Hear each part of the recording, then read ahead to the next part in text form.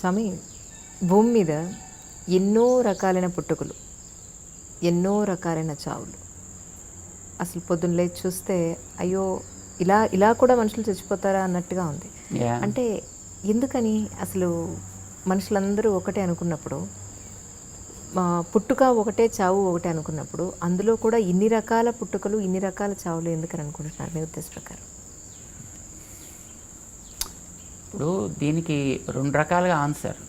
స్వామి, ఒకటి కర్మని నమ్మిన వాడికి ఒక ఆన్సర్, కర్మ నమ్మకపోయిన వాడికి కూడా ఇంకొక ఆన్సర్. కర్మని నమ్మిన వాడి గురించి మొట్టమొదటి చెప్తాను, ఎందుకంటే మన కర్మ సిద్ధాంతాన్ని నమ్మిన వాళ్ళం కనుక. ఒకడు తన జీవిత కాలంలో రకరకాలుగా క్రూరమైన పనులు చేస్తూ బతుకుతాడు. వాడు వీడిని పొడుస్తాడు, వాడిని పొడుస్తాడు, చంపుతాడు, జంతువుల్ని చంపుతాడు, తింటాడు, పచ్చి జంతువుల్ని తింటాడు, రకరకాలుగా. ఇలా జీవించిన వాడికి నెక్స్ట్ బర్త్ రావాలి కదా, మళ్ళీ వాడు కూడా నెక్స్ట్ బర్త్ వస్తుంది. ఎందుకు వస్తుందంటే, ఇప్పుడు ఒక గేట్ దగ్గర ఒక ప్యూని మనం పెట్టాం, ఏదో అవసరం వచ్చి ఆ ప్యూని మనం బయటికి పంపించాం అనుకోండి, ఆ పని మనమే కదా చేయాలి. అలాగే వీడు ఒక కోడిని చంపాడు అనుకోండి, మరి ఆ కోడిగా చేయాల్సిన పనులు దానికి కొన్ని ఉన్నాయి రెస్పాన్సిబిలిటీస్, వీడు దాన్ని ఆపేసాడు కనుక ఆ బతుకు మళ్ళీ వీడు చేయాలి. సో చేపని చంపాడు అనుకోండి, ఆ పనులు వీడు చేయాలి. ఒక ఈగను చంపాడు అనుకోండి, అవి వీడు చేయాలి. ఒక దోమని చంపాడు అనుకోండి, ఓ పందిని, ఓ మేకని, ఒక గొర్రెని, బర్రెని, వాట్ ఎవర్ ఇట్ ఈస్. ఇప్పుడు వీటన్నిటినీ వాడు చంపినప్పుడు అవన్నీ చేయాల్సిన పనులు వీడు చేయాలి కనుక వీడికి నెక్స్ట్ బర్త్లో వాటికి ఏవేవైతే ఎక్స్పీరియన్స్ చేయాల్సి ఉందో అవన్నీ వీడికి ఎక్స్పీరియన్స్కి వస్తాయి ఆటోమేటిక్గా, ఒకదాని తర్వాత ఒకటి. ఒక బర్త్లో రాకపోవచ్చు, maybe a few births, right. దాన్ని బట్టి వీడి యొక్క పుట్టుకలోనూ మార్పులు వస్తాయి. ఒక్కొక్కడు కుక్కలా పుడతాడు, ఒక్కొక్కడు చేపలా పుడతాడు, ఒక్కొక్కడు పందిలాగా పుడతాడు, ఒక్కొక్కడు పిల్లిలాగా పుడతాడు. ఆ పుట్టే ప్రాసెస్లో వీడు యాక్చువల్గా మనిషిగా పుట్టాల్సిన వాడు. మనిషిగా పుట్టాల్సిన కుక్కలా పుట్టాడు అనుకోండి, మరి దానిలో తేడా ఉంటుంది కదా. Different types of births. చాలామంది అంటుంటారు, వీడికి ఉండే కర్మలు ఎన్ని రకాలు ఉంటాయో కర్మని వీడు అనుభవించాలి. కర్మ ఎప్పుడూ కూడా కృతం కర్మ శుభ అశుభం అవశ్యం అనుభోక్తవ్యం. ఏది మనం ఒకసారి చేశామో దాన్ని ఎప్పుడో అప్పుడు తప్పకుండా అనుభవించి తీరవలే, ఎవడైనా కానివ్వండి. వారు అనుభవించడానికి బాడీయే కదా సాధనం. బాడీలోకి రావాలి, మళ్ళీ బాడీలోంచి వెళ్ళాలి. కనుక ఈ మధ్యలోనే వాడికి అనుభవించాల్సిన వాటన్నిటిని కూడా అనుభవింప చేయాలి కదా. కర్మల యొక్క తారతమ్యాన్ని బట్టి వీడి యొక్క పుట్టుకల్లో తారతమ్యాలు ఏర్పడతాయి, వీడి యొక్క పోకడలో తారతమ్యాలు ఏర్పడతాయి, వీడు సాగించే జీవితంలో కూడా తారతమ్యాలు ఏర్పడతాయి. ఇది కర్మని నమ్మిన వాడి సంగతి. కర్మని నమ్మలేదనుకోండి, అలాంటప్పుడు ఇందాక మేము చెప్పాను చూసారా, లాజిక్. ఒకడిని ఉన్న వీడు ఏదో చేశాడు, హింసించాడు, మరి హింసించిన దాని యొక్క ఫలితం వీడు పొందాలి కదా. అంచేత వీడికి వాడి హింసకి సంబంధించినటువంటి ఏ అనుభవం ఉంటుందో ఆ అనుభవం వీడికి ఇక్కడ రావాలి. కొంతమంది చెప్తుంటారు, అబ్బా నేను నిజంగా పుట్టినప్పటి నుంచి ఇప్పటిదాకా ఏం తప్పు చేయలేదండి, కానీ ఎందుకు వచ్చిందండి ఇలాంటిది. పాపం వాడండి అసలు ఎంత అమాయకుడండి, కానీ వాడికి ఎందుకండి ఇట్లాంటి బాధ వచ్చింది, వాడికి ఎందుకంటే ఇట్లాంటి రోగం వచ్చింది, వాడికి ఎందుకంటే ఇట్లాంటి చావు వచ్చింది, ఇలా అంటుంటారు. లాజిక్ మనం బట్టి మనం చూసినట్లయితే వీడు ఇంతకుముందు ఏం చేశాడని పాపం వాడికి తెలియదు. ఇప్పుడు మనం కార్యాన్ని బట్టి కారణాన్ని ఊహిస్తాం. ఇప్పుడు ఈవేళ త్రేన్పు వచ్చిందనుకోండి, దాంట్లో జీలకర్ర వాసన వేస్తే బహుశా నేను తిన దాంట్లో ఎక్కడో జీలకర్ర ఉండి ఉంటుంది అని మనం ఊహిస్తాం మనం. అలాగే ఇప్పుడు మనం అనుభవించేటటువంటి దాన్ని బట్టి బహుశా వీడు ప్రీవియస్ బర్త్లో వీడు ఏదో చేసి ఉంటాడు అని మనం తప్పకుండా వీ ఇన్ఫర్ దట్, అది మనం ఊహిస్తాం దాన్ని. బికాస్ ఇది మనకి ఫస్ట్ బర్త్ కాదు, ఎవరికీ కాదు. ఎన్నో బర్త్స్ మన సాగుతున్నాయి. దీన్ని మనం అంగీకరించాలి. లాజికల్గా చెప్తున్నా. ఎందుకు లాజికల్గా అంగీకరించాలి?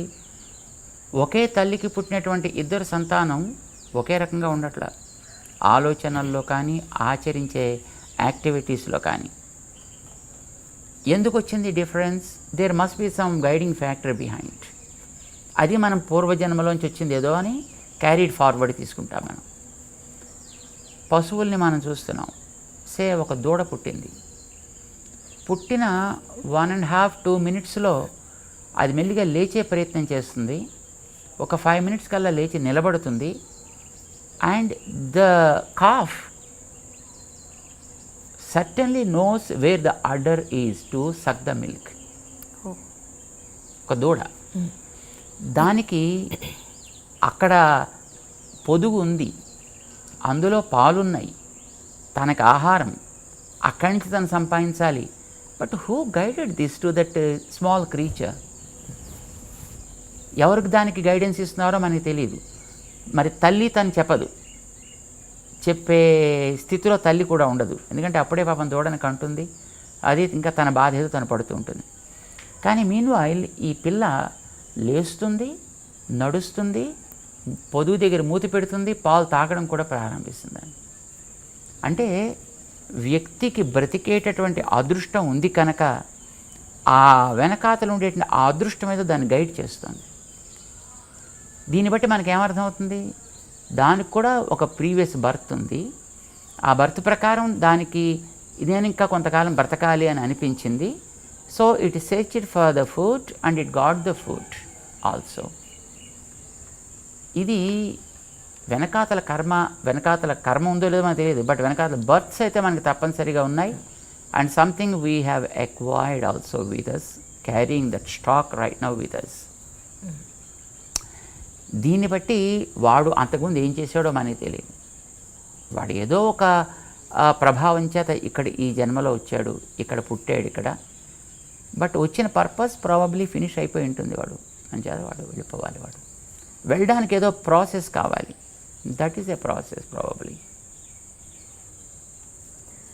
భగవంతుడు భగవద్గీతలో చెప్పాడు ఒక మాట. ఇప్పుడు ప్రతివాడు ఒక పర్పస్ కోసం వస్తాడు. పర్పస్ అయిపోయిన తర్వాత no matter what age that he is in and what place he is in also the matters. మేము ఎప్పుడు జస్ట్ ఉదాహరణ చెప్తుంటాము.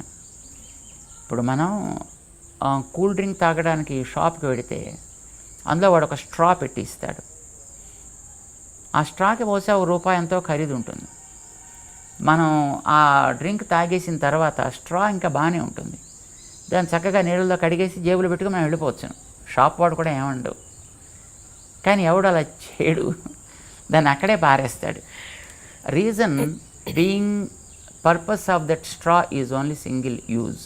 So after that throw it out. ఇప్పుడు మన హాస్పిటల్లో చూస్తున్నాం రీసెంట్ ఇయర్స్. ఇదివరకు ఇంకో రకంగా ఉండేది. ఇంజెక్షన్ ఇచ్చిన తర్వాత దాన్ని స్టెరిలైజ్ చేసి మళ్ళీ వాడుతుండేవారు. ఇప్పుడు now the sterilisation process is gone almost. Open the pack, bring out the syringe and give the injection and throw it out. Needle బాగానే ఉంటుంది, ఆ ఇంజెక్షన్ బాగానే ఉంటుంది, కానీ మనం మళ్ళీ వాడలేదు కదా మళ్ళీని. Because the purpose is single use. So also మనకి ఈ బాడీస్ ఇవ్వడం కూడా probably it is the nature that's giving the bodies. Let us not talk about the karma or karmic siddhantas, right? Nature gave the body to us. Let us believe in that, because whether if we believe it or not, but that's the truth. Nature is the one giving the bodies and it gives with a purpose. And when the purpose is up, then you should take it out. ఎట్లా తీసుకెళ్ళాలి? ఏదో ఒక purpose, ఏదో ఒక రకమైన process. ఒక్కొక్కడు టక్కుమని heart attack వచ్చి పోవచ్చును, లేదు ఒక్కొక్కడు ఏదో యాక్సిడెంట్ లాగా జరిగిపోవచ్చును, ఒకడు మరో కారణం చేత పోవచ్చును, సమ్ అదర్ రీజన్. లేదు పాపం ఒకడు ఫ్లైట్లో పెడుతున్నాడు, టక్కుమని ఆ ఫ్లైట్ ఎక్కడో బ్లాస్ట్ అయిపోయింది అండ్ దెన్ ఇట్స్ గాన్. దానికి age is not the factor at all. The purpose is 5 years. After 5 years you should quit. There is a way. వాలిని రాముడు చంపాడు రామాయణంలో. అవునండి. చంపిన తర్వాత వాలి అడిగాడు, ఏమంటే చెట్టు చాటుని చంపేందుకు నన్ను, అది పనికిరాని వాళ్ళగా, ఇదేనా నువ్వు చేయాల్సిన పని, ఇదేనా నీ వంశానికి నువ్వు తీసుకొచ్చేటటువంటి ఘనకీర్తి అని దెబ్బలాడాడు. అంటే రాముడు సమాధానం చెప్పాడు దానికి, నువ్వు జంతువు కదా, మీవాడు జంతువు కదా, నేను పరిపాలకుణ్ణి కదా, నేను వేటగాడిని. వేటగాడి జంతువుని ఎరపెట్టి చంపుతాడు కదా, వాడిని ఎరగా పెట్టా, నిన్ను నేను కొట్టా. కొట్టేవాడు కూడా మాటు వేసే కదా కొడతాడు, అలాగే కొట్టాను నేను. తప్ప మరి నేనేం తప్పు చేయకుండా ఎందుకు కొట్టావా అని అడిగాడు. తప్పు చెయ్యలేదంటావేమిటి, నీ తమ్ముణ్ణి బతికుండగా రాజ్యంలోంచి బయటికి తరిమావు తప్పు చేయకుండా అతని భార్యను పట్టుకొచ్చి నీ దగ్గర పెట్టుకున్నావు. This is according to our law is a sentenceable offence. నువ్వు ఆ తప్పు పని చేసావు, అందుకోసం నిన్ను దండించాలి. నేను దండించేవాడిని, నువ్వు దండన పొందేవాడివి.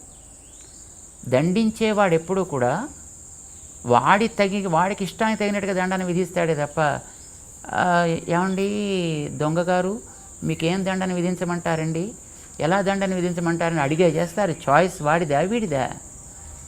ఒక పనిష్మెంట్ ఇచ్చేటప్పుడు జడ్జి గారిదా చాయిస్, లేకపోతే తప్పు చేసినటువంటి ఆ కన్విక్ట్దా?